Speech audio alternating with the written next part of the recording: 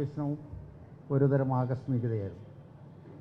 എനിക്ക് ഈ വേദിയിലിരിക്കുമ്പോൾ വലിയൊരു അഭിമാനവും സന്തോഷവും. എന്നെ സിനിമയിലേക്ക് നയിച്ച എൻ്റെ സുഹൃത്ത് ശ്രീ മുസ്തഫയുടെ സാന്നിധ്യം വളരെ എന്നെ സംബന്ധിച്ചിടത്തോളം വളരെ അഭിമാനകരമാണ്, വളരെ സന്തോഷകരമാണ്. അദ്ദേഹമാണ് എന്നെ ജിയോ ബേബിക്ക് പരിചയപ്പെടുത്തി കൊടുക്കുന്നത്. ശ്രീ ജിയോ ബേബി എൻ്റെ ഒരു ഫോട്ടോ ആണ് ശ്രീ മമ്മൂട്ടിക്ക് അയച്ചു കൊടുക്കുന്നത്. അദ്ദേഹം എൻ്റെ ഫോട്ടോ കണ്ടിട്ടാണ് അദ്ദേഹത്തിൻ്റെ പിതാവായിട്ട് അഭിനയിക്കാൻ ഞാൻ മതി എന്ന് തീരുമാനിച്ചത്. അപ്പോൾ ഇതൊക്കെ ഒരു യാദൃച്ഛികതയായിരുന്നു. അങ്ങനെ ശ്രീ സജീഷ്, അദ്ദേഹം വിദ്യാർത്ഥി സംഘടനാ നേതാവായിരുന്ന കാലത്ത് എന്നെ പരിചയമുണ്ട്.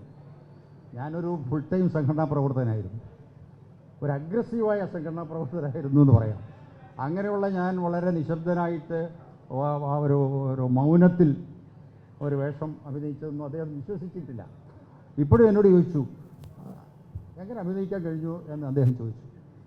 എനിക്ക് വളരെ സന്തോഷമുണ്ട് ഈ വേദിയിൽ നിങ്ങളോടൊപ്പം വലിയ കലാകാരന്മാരും കലാകാരികളോടൊപ്പം പങ്കെടുക്കാൻ കഴിഞ്ഞ കോഴിക്കോടിൻ്റെ കലാസ്വാദകരോടൊപ്പം നിങ്ങളെ അഭിമുഖീകരിച്ച് നിൽക്കുന്നതിൽ വളരെ സന്തോഷമുണ്ട്.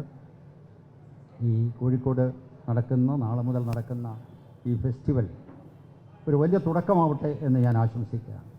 കോഴിക്കോടിൻ്റെ അത്രയും സാംസ്കാരിക രംഗത്ത് പാരമ്പര്യമുള്ള മറ്റേതെങ്കിലും നഗരങ്ങളുണ്ടോ? തൃശ്ശൂരിനെ നമ്മൾ സാംസ്കാരിക നഗരം എന്നൊക്കെ പറയുന്നുണ്ടെങ്കിലും കോഴിക്കോടല്ലേ അതിനേക്കാൾ മികച്ചത് എന്നുള്ളത് പലപ്പോഴും ഞാൻ സംശയിക്കാറുണ്ട്.